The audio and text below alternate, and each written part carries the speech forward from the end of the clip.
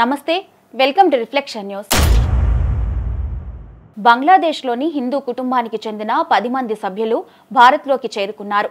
అడవులను దాటుకుంటూ కొండలను ఎక్కుకుంటూ రాత్రైనా సరే ఒక్క క్షణం కూడా విశ్రాంతి తీసుకోకుండా త్రిపురలోకి అడుగుపెట్టారు।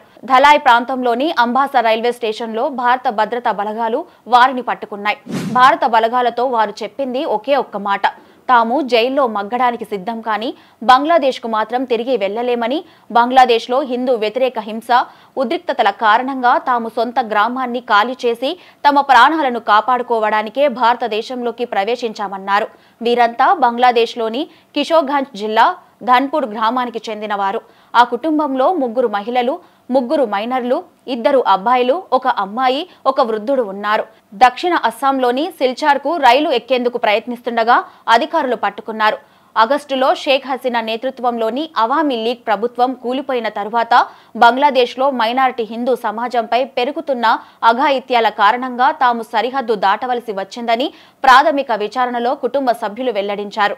రాత్రిపూట ఎంతో కష్టమైనా కూడా ప్రయాణం చేశామని, కమల్పూర్ మీదుగా భారతదేశంలోకి ప్రవేశించామన్నారు।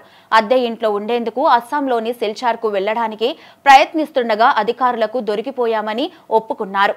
ఎట్టి పరిస్థితుల్లోనూ బంగ్లాదేశ్కు తిరిగి వెళ్లమని, బంగ్లాదేశ్లో పరిస్థితి చాలా దారుణంగా ఉంది, హిందువుల ప్రాణాలకు మానాలకు ఎలాంటి గ్యారెంటీ లేదని అరెస్ట్ అయిన బంగ్లాదేశ్ హిందూ కుటుంబ సభ్యుడైన శంకర్ చంద్ర సర్కార్ చెప్పారు। బంగ్లాదేశ్లోని కిషోర్గంజ్ జిల్లా ధన్పూర్లో డ్రైవర్గా పనిచేశానని, అక్కడ హిందూ మహిళలకు ఎలాంటి భద్రత లేదన్నారు। జైలుకెళ్లినా సరే భారత్ నుంచి మాత్రం తిరిగి వెళ్లనని పోలీసులతోనే శంకర్ చెప్పారు। అక్కడ ఉన్నదంతా అమ్మేసుకుని భారత్కు వచ్చామని, అక్కడ హిందువులకు ఎలాంటి న్యాయం జరగదు, నిత్యం తమపై దాడులు జరుగుతూనే ఉన్నాయని వాపోయారు। బంగ్లాదేశ్లో అశాంతి కారణంగా తనలాగే వందలాది మంది హిందువులు భారతదేశానికి వచ్చేయాలని ఆలోచిస్తున్నారని, అనేక కారణాల వల్ల కొందరు ధైర్యం చేయలేదని సర్కార్ తెలిపారు। తన తండ్రి ఒక సీనియర్ సిటిజన్ అయినా కూడా బంగ్లాదేశ్ను వీడడానికి అడవిలో నడిచారు, ప్రాణాలను పణంగా పెట్టి భారత్లోకి వచ్చామన్నారు శంకర్।